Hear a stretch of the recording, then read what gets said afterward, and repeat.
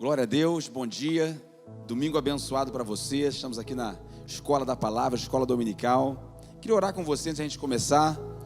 Quero compartilhar com você uma palavra, em nome de Jesus. Pai, obrigado por essa manhã de domingo. Fala conosco, Senhor, por favor. Trabalha no nosso coração, que seja o Espírito Santo ministrando aquilo que da parte do Senhor vier para nós. Nós queremos ouvir a voz do Senhor. Destampa os nossos ouvidos espirituais para ouvir as Tuas verdades. Trabalha no nosso coração. Por favor, Senhor, trabalha conosco em nome de Jesus. Amém. Glória a Deus. Estou aqui acompanhado do Francisco, homem de Deus, abençoado. E junto a gente está querendo compartilhar. A gente continua estudando esse livro, O Impacto da Santidade. Então Deus tem trabalhado no nosso coração esses últimos meses a respeito desse assunto de santidade, resgatando a beleza da santidade. Não a santidade como um peso, não a santidade como uma obrigação, mas a santidade como algo que agrada ao Senhor e deixa a noiva bonita, deixa a noiva agradável ao Senhor, algo que é bom de viver. A gente tem falado sobre isso essas semanas. Antes de falar, eu quero agradecer. Minha esposa passou esse tempo aí com Covid, muitos irmãos oraram, agradecer o carinho, agradecer a Deus por essa bênção dela retornar para casa. Mas mais do que isso, eu queria me solidarizar também, porque não adianta eu agradecer a Deus quando tem tanta gente sofrendo, né? Então eu agradeço a Deus, mas queria também me solidarizar com tanta gente que está sofrendo. Tanta gente está perdendo entes queridos, perdendo amigos, Senhor. Tantas pessoas, Senhor, tem misericórdia da gente, tem misericórdia do Brasil, tem misericórdia do mundo, Senhor. Livra a gente dessa praga. Eu quero declarar essa palavra em nome de Jesus. E quero me solidarizar aqui com a dor e o sofrimento de muita gente que não teve essa mesma situação e perdeu uma pessoa que gosta ou conhece alguém. Então, que Deus console os corações, nos livre desse grande mal. Em nome de Jesus, tenha misericórdia do Brasil e do mundo. Mande essa doença embora. Então, vamos voltar aqui para o foco dessa reunião de hoje, que é a nossa visão de santidade. Hoje, o capítulo que eu me propus a trazer para os irmãos hoje, olha que interessante, né? Ambições perigosas. Ambições perigosas. E aí o autor do livro, o pastor Luciano Subirá, ele fala de uma coisa: a prosperidade em si mesma é uma coisa muito boa. Todo mundo quer prosperar em todas as áreas. Isso é bom, isso é normal. Quem não quer prosperar, quem não quer ser abençoado, quem não quer ter sucesso em todas as áreas, na família, no trabalho, no ministério, na saúde, ser próspero. Próspero fala da pessoa crescer e ser abençoada e prosperar em tudo que ela fizer, como fala o Salmo 1, em tudo que colocar a mão vai prosperar, sabe? Mas existe uma advertência que precisa ser dada, uma advertência bíblica de muitos textos, que precisa ser dada para nós, nesse momento, nessa jornada de prosperar. Desculpa. Aqui é importante fazer um pano de fundo, já que aqui é uma escola. É o seguinte: já existiu uma época em que prosperar era pecado, e depois o tempo foi passando e não prosperar era pecado, como se a pessoa que não estiver prosperando, ela tivesse algum pecado.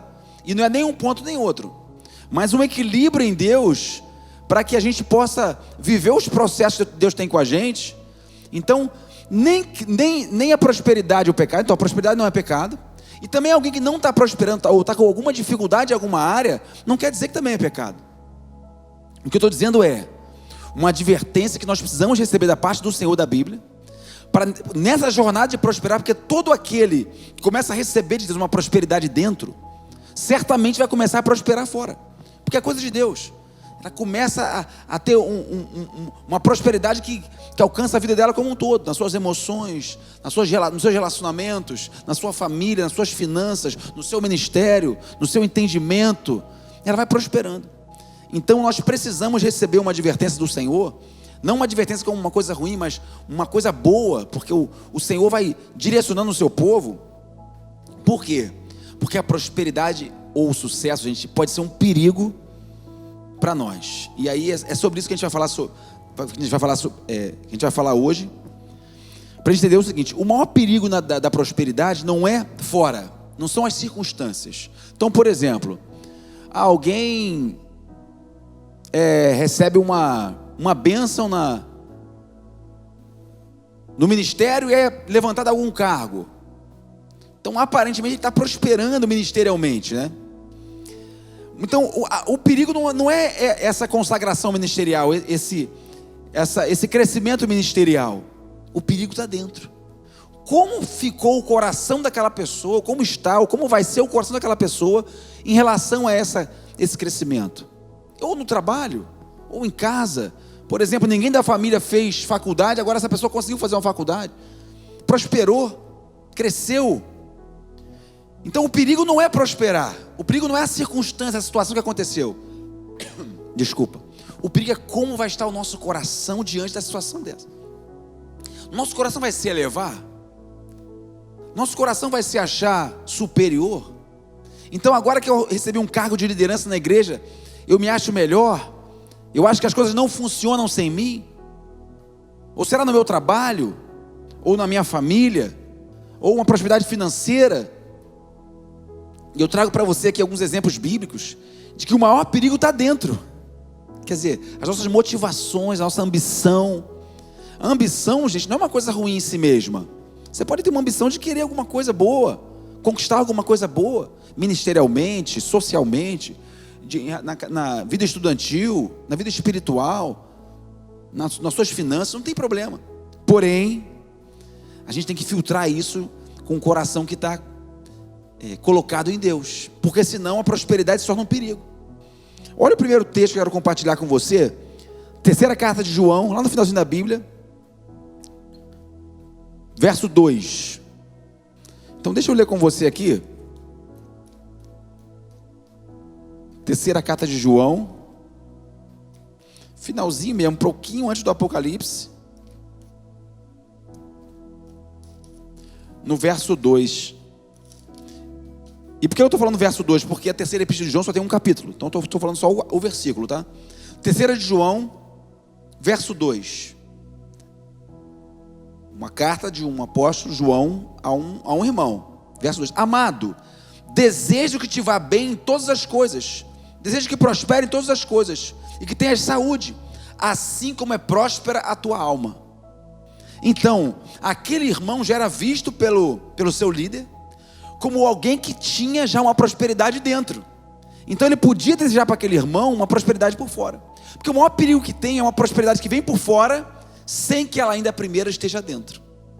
Então a chance da pessoa perder aquela prosperidade é grande, ou dela se achar superior é grande. Porque primeiro precisa ser próspera a nossa alma. O que é alma? Entendimento, vontade, sentimento, a sua mente, o seu coração. É isso que é alma. A Bíblia fala sobre isso. Então Deus quer que nós entendamos isso. Quer dizer, primeiro Ele quer prosperar a gente dentro, para poder dar os próximos passos que Ele tem para a gente fora. Seja alguém que quer casar, seja alguém que já tenha casado, para a sua família ser mais próspera, socialmente, sentimentalmente, nos relacionamentos familiares, ministerialmente, financeiramente, profissionalmente. Então Ele vai te preparando para viver o que Ele tem para você. Por isso que às vezes a gente passa por alguns processos. Gente, tem uma coisa que eu guardo no meu coração. Eu estava conversando com meu irmão Fernando sobre isso. Tem uma coisa que me acompanha, é que eu creio que Deus é bom. Eu creio nisso. É uma das revelações de fé que eu tenho. A fé é uma coisa muito individual, né?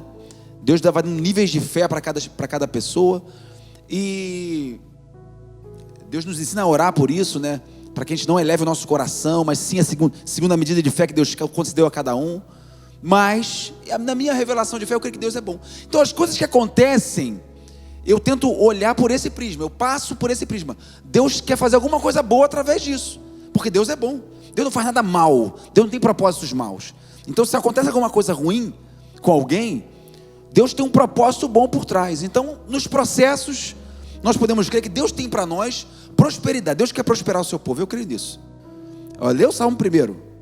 Então Ele nos ensina no Salmo 1 que Ele tem para nós, Ele deseja para nós um caminho de prosperidade. No Salmo 1 Ele ensina parte desse caminho. Eu digo parte porque a Bíblia é um oceano, e aqui eu vou falar de uma dose desse oceano, de uma porção desse oceano. Feliz o homem, bem-aventurado o homem que não anda segundo o conselho dos ímpios, nem se detém no caminho dos pecadores, nem se assenta na roda dos escarnecedores. Antes tem o seu prazer na lei do Senhor, na sua lei medida de dia e de noite. E aqui fala de prosperidade. Pois será como uma árvore plantada junto a ribeiro de águas, a qual dá o seu fruto no seu tempo, suas folhas não caem, e tudo quanto fizer prosperará. Porque tem uma promessa para que você, vivendo esses princípios de santidade, de sair dos caminhos dos pecadores, dos escarnecedores, tendo prazer na lei de Deus, buscando prazer naquilo que Deus ensina, fugindo do pecado, há uma promessa de prosperidade em todas as áreas. Aqui, perceba que eu não estou falando de vida financeira, de uma promessa financeira, mas em todas as áreas também financeira. Então aqui eu não quero nem para o 8 nem para o 80. Então prosperar financeiramente é pecado? Não. Então só querer finanças de prosperidade é errado? Sim. Então nem uma ponta nem a outra. Prosperidade é muito maior que finanças, mas também envolve finanças. Então aqui é um equilíbrio, é uma maturidade na palavra de Deus. Mas é tudo quanto fizer prosperará. Então tem princípios para nós que passam diretamente pela santidade. Então por isso que eu estou associando aqui um cuidado, uma advertência, um carinho de Deus com a gente, para a gente poder prosperar. Então a advertência é essa: guarda o teu coração, porque dele procedem as fontes da vida. Então diante das situações, eu tenho uma ambição de chegar até tal lugar, sei lá, dá um exemplo, no trabalho.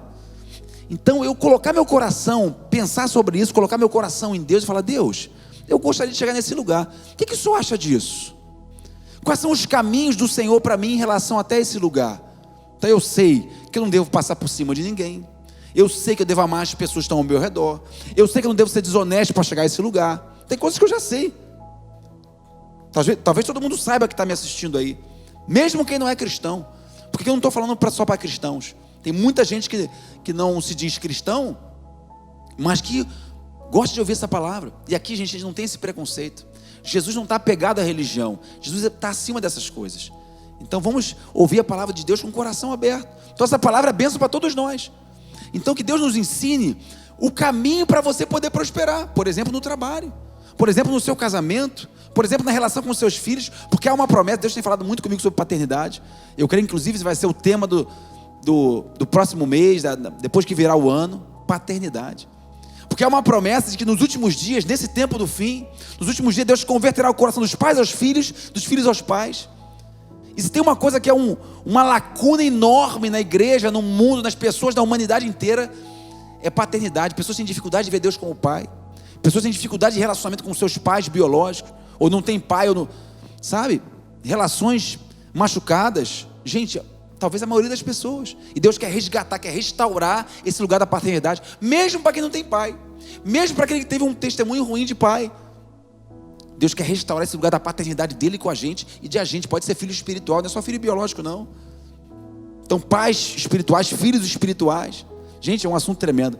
Mas essa revelação é a revelação do cuidado do pai com a gente, de um pai que quer prosperar os seus filhos. Então, se tem a maior revelação que Jesus veio trazer, é revelar Deus como Pai. Porque o Antigo Testamento revelava Deus como Senhor, e Ele é Senhor. Mas Jesus veio para falar como Pai, revelar o Pai, porque esse mesmo Senhor é nosso Pai. E um Pai cheio de amor, cheio de graça, porque Deus amou o mundo de tal maneira. Esse é o coração do Pai. Pai nosso, é o começo da oração. Então não é meu, não é só de Jesus, é nosso. Então isso é tremendo. Vamos continuar aqui. Pode pedir lá para ele, só esperar um instantinho, fala que eu estou acabando. É que tem uma obra acontecendo aqui na igreja, eu vou pedir para ver se consegue parar só um pouquinho para a gente terminar aqui. Talvez você tenha ouvido aí o som do martelo. Nossa igreja está em obras. Eu estou aqui no gabinete onde nós fazemos a gravação, para ficar de forma mais exclusiva em relação ao barulho. Então, gente, eu quero trazer um exemplo bíblico para você da vida de Uzias. Cara, Uzias foi um cara que Deus usou tremendamente. Então Uzias, um cara que fez uma reforma, um cara que buscou a Deus, buscou o Senhor, fez uma obra tremenda. Mas eu quero ler 2 Crônicas 26 para você, versos 5 e verso 16. Diz assim, olha só, né? Sucesso exterior que não estava sendo acompanhado por um sucesso interior. 2 Crônicas 26, versos 5 e verso 16. Propôs-se buscar a Deus nos dias de Zacarias, Uzias, que era sábio nas visões de Deus. Nos dizem que buscou o Senhor. Deus o fez prosperar, mas, havendo-se já fortificado, exaltou-se o seu coração para a sua própria ruína, e cometeu transgressões contra o Senhor seu Deus, porque entrou no templo do Senhor para queimar incenso no altar do incenso. Então Deus prosperou um homem, só que o coração dele se elevou, ele se achou maior. ele ficou orgulhoso, e aquilo para ele foi ruína. E ele fez o que era só para o sacerdote fazer. Ele meteu a mão no lugar onde não era para ele meter, porque o coração dele se elevou. E tem a história de reis, Nabucodonosor, mas essa é uma advertência para todos nós, porque certamente em alguma coisa na vida você vai começar a crescer, nos seus relacionamentos, na sua família, no ministério, na sua vida com Deus, individual. Você buscando a Deus vai crescendo, mas o negócio com Deus é meio profundo, é meio diferente, né?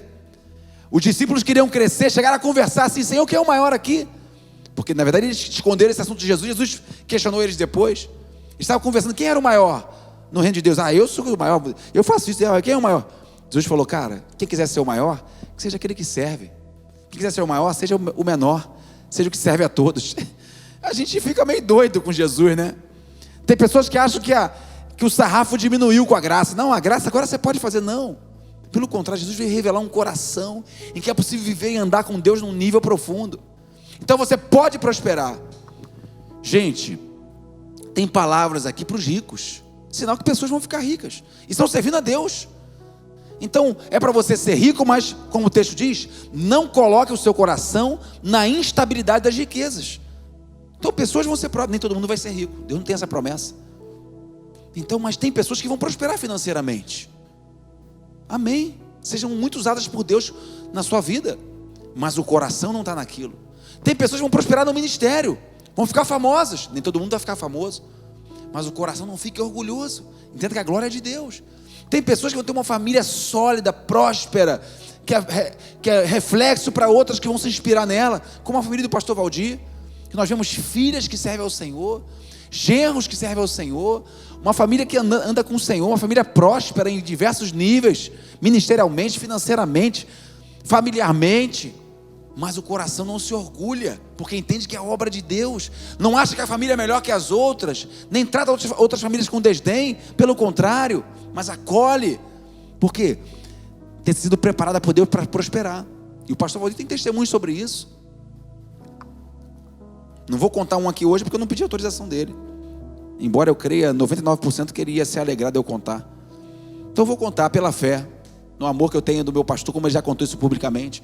Teve uma época que Deus prosperou tanto financeiramente ele, o pastor Valdir. Ele tem uma casa na praia, ele comprou essa casa na praia, prosperando muito, servindo ao Senhor e tal.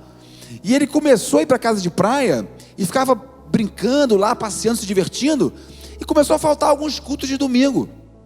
E Deus falou com ele, falou: é para isso que eu te dei isso? Você vai se perder com isso? Então não faz sentido, você vai perder isso. E caiu em si, para não ser, é como a Bíblia diz, de não se embriagar com a vinha. Quer dizer, Deus te dá uma vinha maravilhosa, a vinha é produção de uva, mas não é para você se embriagar com a vinha, não é para você se embriagar com a prosperidade, se achar melhor, ou por outro lado, se achar pior, porque você não está prosperando como você achou que deveria prosperar. Então aqui é que Deus nos equilibre na maturidade da palavra, com essa advertência de que na verdade aqui o sucesso é muito mais perigoso do que a dificuldade. Se embriagar com a vinha é muito mais fácil do que a dificuldade. Então, para a gente ter uma maturidade aqui, ouvir a advertência para não se elevar o nosso coração, porque Deus não quer isso. Deus quer abençoar a gente, então, que Ele nos dê a medida que Ele tem para nós. A gente vai crescendo à medida que Ele tem para nós. Jesus ensinou a gente a orar assim: Pai, não nos deixe cair em tentação. Então aqui a verdade é a seguinte, gente: tentações vão haver. Então Ele sabe que não, essa oração revela para nós que não vai existir um lugar de não tentação. Então eu vou orar e eu não vou ser tentado. Não é isso. Jesus foi tentado no deserto. Então aqui o autor dá para nós 3 áreas, para a gente já partir para o final aqui, em que há o perigo da prosperidade. Perigo bíblico, tá? Ele dá o exemplo aqui de Uzias, que pecou com o Senhor. Ego. E qual o texto base aqui? Como o texto é grande, eu não vou ler aqui. Se depois você puder ler, mas se você puder anotar, ou alguém colocar aí no chat, Deuteronômio capítulo 17, versos 14 a 20. Aqui uma palavra que Deus está dando para os líderes, para os reis, mas que servia para todo o povo. Então a palavra é a seguinte: quando você prosperar, não multiplique demais para si cavalos. Então não multiplicará para si cavalos. tampouco multiplicará para si mulheres, nem multiplicará muito para si prata e ouro. Então, 3 revelações que têm a ver com ego, satisfação natural, satisfação carnal e posses, bens. Perigo de você. Então, perigo aqui de você se orgulhar. Aqui o lugar do ego é esse lugar. Não multiplicará para si cavalos. Cavalos tem a ver com poder. O cavalo naquela época, carros e cavalos, tinha a ver com poder. Uns confiam em carros, outros em cavalos. Nós faremos menção do nome do Senhor. Então, cavalo era poder. Então é o ego, o lugar onde você se sente melhor, sente que você pode, que você tem, que você domina, que você é o cara, que você é a mulher. Então que Deus guarde o coração dos homens e das mulheres desse lugar de um ego inchado, de um orgulho, de uma soberba, porque Deus resiste aos soberbos, mas concede aos humildes a sua graça. Então Deus não permita que a gente multiplique cavalos, que nosso poder não cresça além do que Deus tem para nós. Porque Deus pode ter uma vontade, mas a gente pode querer ultrapassar a vontade de Deus e fazer coisas que não agradam a Deus para alcançar essas coisas. Então que a gente baixe a bola e fala: Deus, fala comigo, não me deixe além do que o Senhor tem para mim. Eu quero o que o Senhor tem para mim, também não quero menos, Senhor. Quero o lugar que o Senhor tem para mim. Quero prosperar no Senhor, no tempo de Deus, de acordo com a vontade de Deus. Isso tudo com base na santidade. Gente, sem santidade ninguém vai ver a Deus. Não adianta. Isso aqui é a base desse livro. Não adianta você ser um cara gente boa, não adianta Deus te usar no ministério. E tem muitas pessoas que Deus usa no ministério, mas não andam em santidade. Parece um contrassenso, mas isso é bíblico. Sabe o que vai acontecer? Isso é bíblico, vai acontecer no final. Deus vai falar: não conheço você. Ah, mas esse seu nome eu fazia milagres. Ah, é? Você fazia isso?